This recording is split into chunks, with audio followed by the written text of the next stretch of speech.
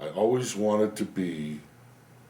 I'd watch a movie or I'd watch a TV show, and they would drive through. They would drive through Canyon Dune or one of those canyons, and they'd drive through the tunnel. One of those tunnels. And I always wanted to drive through one of those tunnels. And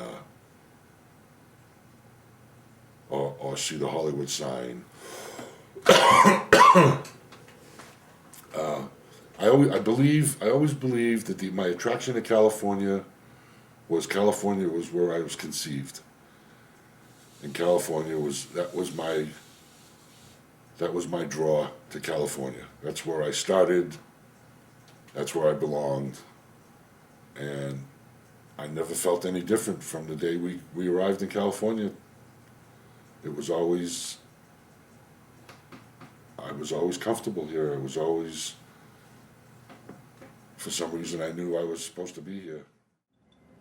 I had a hard time finding work. I was trying to get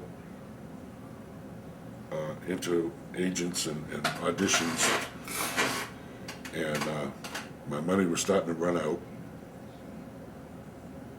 And I ended up getting a job.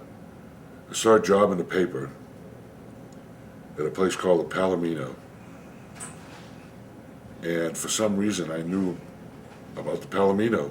I mean, back at that time in Massachusetts, not only did they not play country western music, they didn't know what it was.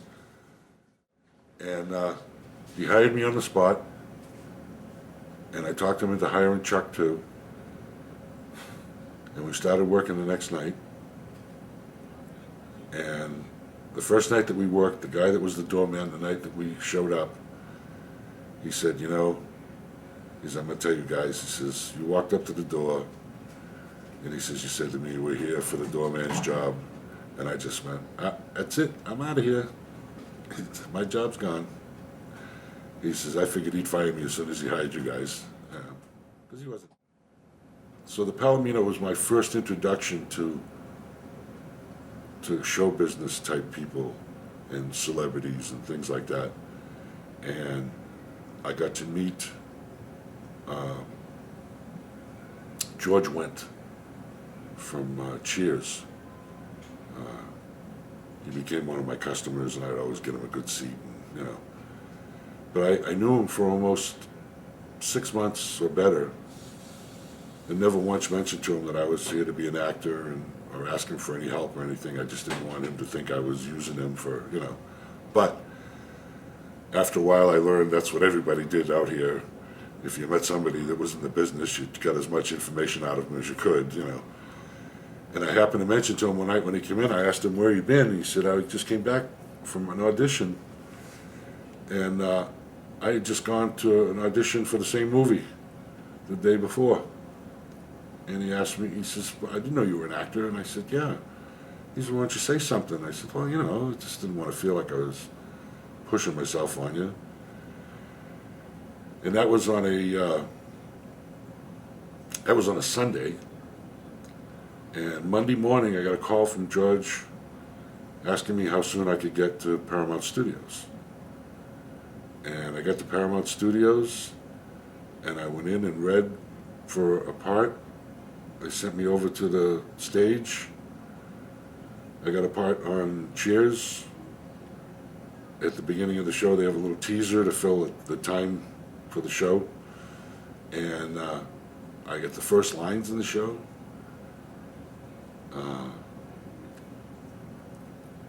I got to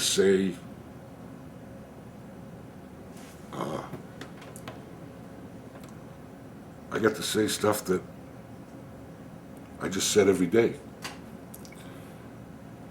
And I got in the union.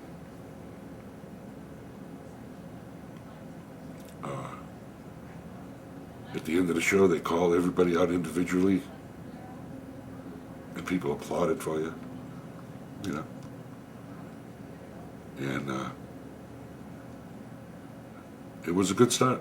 I got on a bunch of other shows because of that. I was at the Palomino for 3 years.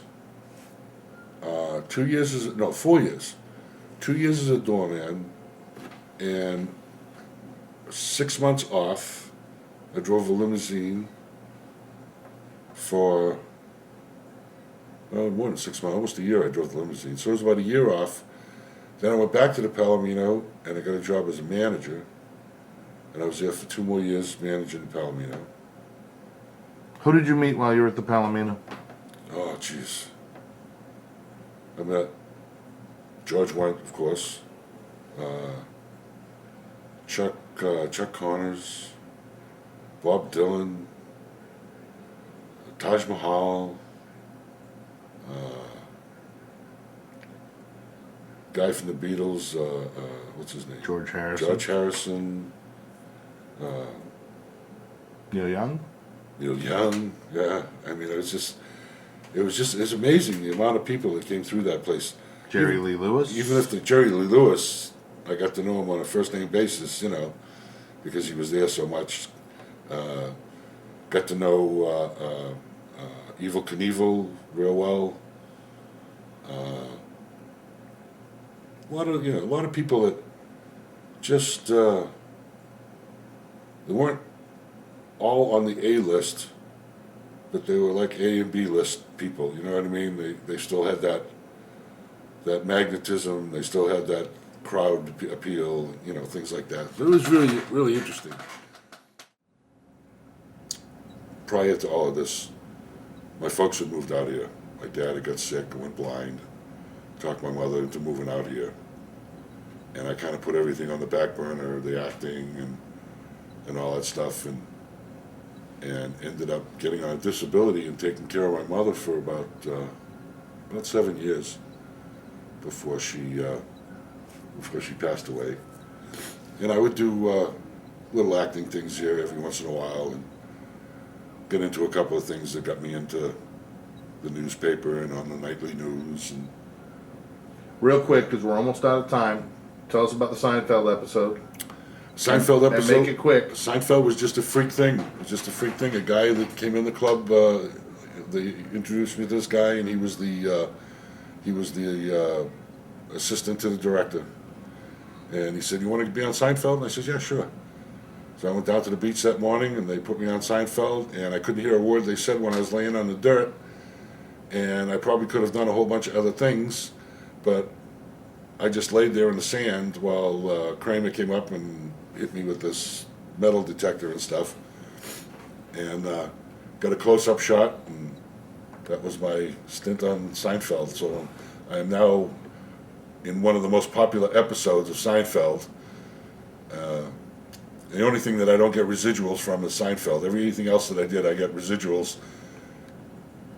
And I think the last check I got from Cheers was for $15.